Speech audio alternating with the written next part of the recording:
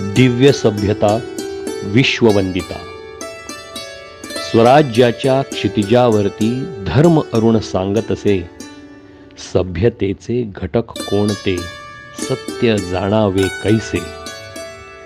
सभ्य असभ्य समाज कैसा, सिद्धांताने जाणावा.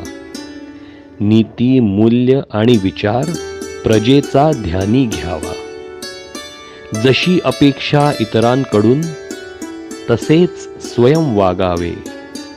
प्रत्येकाशी या सूत्राने कर्तव्याला जागावे. देव देश आणि धर्मावरती श्रद्धा कितीनी संग कसा. साधना शिक्षण आणि कसरत करती का जन तप असा. दिव्य जगाचा पाया असतो त्या देशाचा तरुण युवा. नशा जुगार आणि व्याभिचारापासून त्याला दूर ठेवा.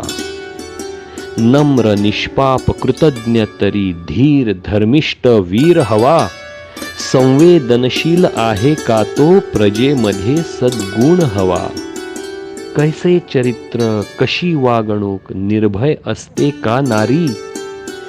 सभ्य असभ्य पहा आचरण स्वतंत्र की स्वैराचारी. शोषण नाही न्याय मिळे विजय होई सत्याचा. सदाचारी सर्वही जण आदर करी को मातेचा. धर्म जिथे तिथे संस्कृती उत्सव पताका रांगोळ्या. समरसता उल्हास प्रार्थना नसे जिथे निर्घृण हत्या. शिक्षण अर्थ राजव्यवस्था धर्मानेत्या चाले का. कार्यक्षमता आणि गुणवत्ता उच्च स्तरावर आहे का. कार्य उत्तम असले तरी भाव सेवेचा दिसतो का. सुख समृद्धी नांदे तिकडे दान व पुण्य घडते का. अशी सभ्यता भारत माता जन्मा घाली युगे युगे. शरण रामाचे कैसे घ्यावे तिच्याकडे जग शिकू लागे. सिद्धांत संग साधना सद्गुण श्रद्धा आणि सुव्यवस्था. सदाचार संस्कृती सेवा समृद्धी आणि समरसता. रामशरण व स्वातंत्र्याने घडे दिव्य आदर्श सभ्यता.